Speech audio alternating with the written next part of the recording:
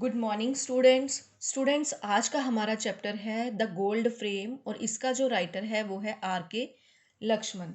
बच्चे ये जो स्टोरी है वो एक दत्ता नाम के करेक्टर के बारे में है जो अपनी एक शॉप चलाता है। उस शॉप का नाम है द मॉडर्न फ्रेम वर्क्स।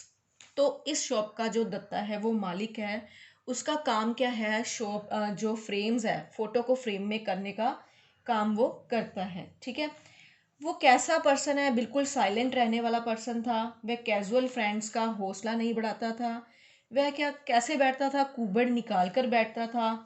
बिल्कुल पतला था। और उसके फेस का कलर कैसा था? जैसे कि पुरानी लकड़ी होती है, ऐसा उसके फेस का कलर था। उसकी शॉप जो थी बच्चे, वो एक नाम की ही शॉप थी, क्योंकि वो एक वुडन बॉक्स की तरह बनी हुई थी। ठीक है, जैसे एक लकड़ी का बॉक्स होता है ऐसे बनी हुई थी। उसके आसपास क्या था? गत्ते के टुकड़े पड़े हुए थे, लकड़ी के टुकड़े थे, कांच की शीट पड़ी थी।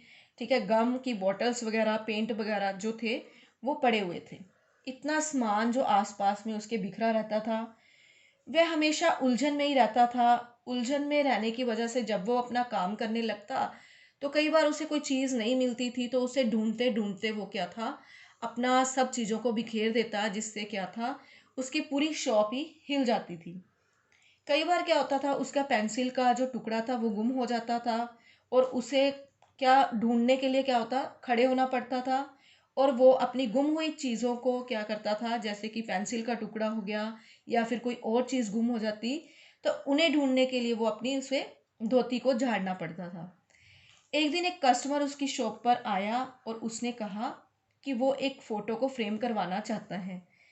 उसने क्या था, दत्ता को फोटो दिखाई और एक ओल्ड पर्सन की वो फोटो थी जो उसने उसको दिखाई थी। तो दत्ता को भी ये लग रहा था कि हो सकता है कि इसमें जो फोटो होगा वो किसी बुजुर्ग पर्सन का ही होगा, कि वो उसे लगता था कि इसके ग्रैंडफादर का फोटोग्राफ था। ठीक है।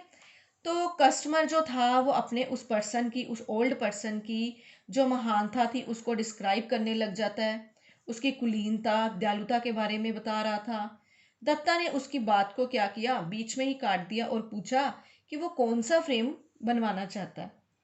कस्टमर क्या था, फ्रेम्स की वैरायटीज देखकर उलझन में पड़ गया, बट फोटो के लिए वो सबसे बढ़िया फ्रेम चाहता था। दत्ता उसकी हेल्प करता है और उसे एक बढ़िया फ्रेम दिखा रहा था। उसे दिखाता है कि ये जर्मन का फ्रेम है, इम्पोर्टेड है। तो उसने ये बताया कि वो हर फ्रेम के कितने रुपीस लेता है, 17 रुपीस लेता है। ठीक है।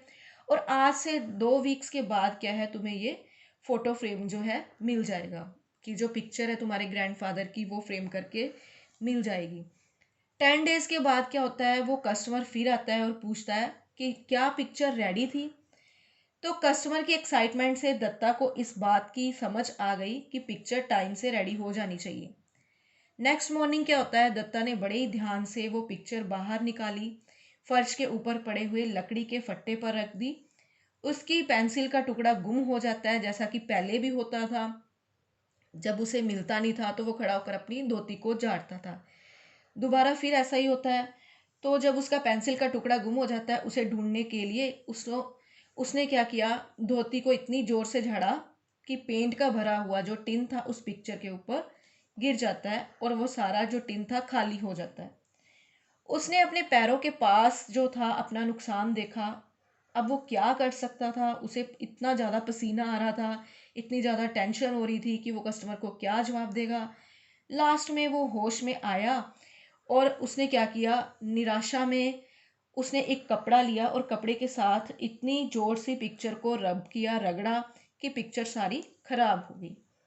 उसे समझ नहीं आ रहा था कि अब वो कस्टमर को क्या जवाब देगा, कि अब वो क्या करे। देखो, इतनी ज़्यादा वो उलझन में पड़ चुका था, इतनी ज़्यादा टेंशन में था।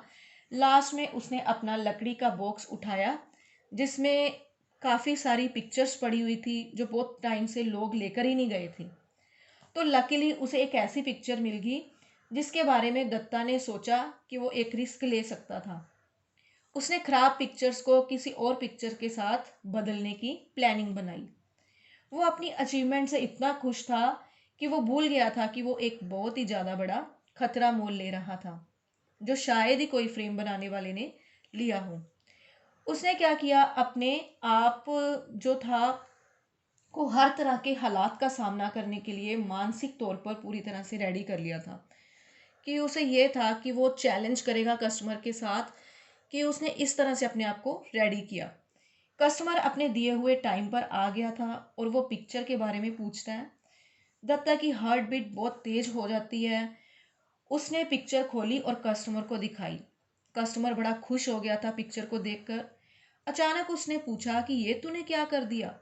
बट इससे पहले कि दत्ता कुछ कहता, कस्टमर ने कहा कि मुझे याद है मैंने फ्रेम ओवल शेप का कहा था, ये तो स्क्वायर शेप में है। ठीक है।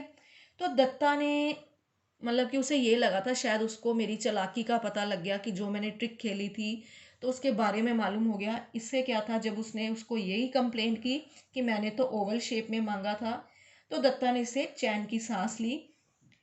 तो इसमें देखो, कस्टमर को अपने ग्रैंडफादर की पहचान के बारे में बिल्कुल भी पता नहीं लगता।